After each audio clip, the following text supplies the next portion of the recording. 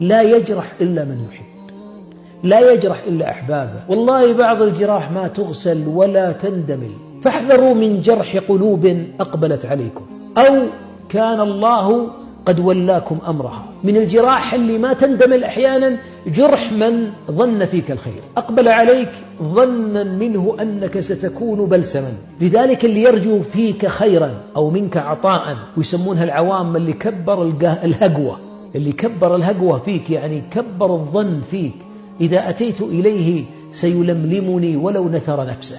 هذا احذر أن تجرح فؤاده بكلمة. بعضنا نزع المسمار، ذهب الأذى لكن بقي الأثر.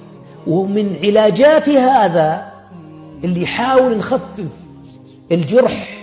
الجرح مع جرح القلب أكثر دموية من جرح البدن، أن الله يرزقك الاعتذار.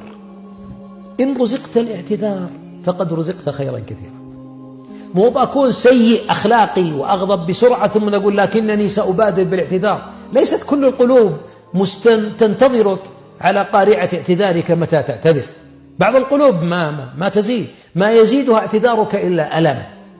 لكن نقول إن أخطأت حاسب نفسك ألا تخطئ مرة ثانية، وبادر باعتذار ليس فيه عجب ولا كبر. مثل بعضهم يقول والله إذا كنا زعلناكم، وإذا كانت فهمت خطأ، وأنت أصلا فهمتني خطأ، إذا كنت كذا أنا آسف. يا ليتك فكيتنا من اعتذارك. اعتذارك يحتاج إلى اعتذار جديد. وجرحك الأول ما أتى اعتذارك البارد هذا إلا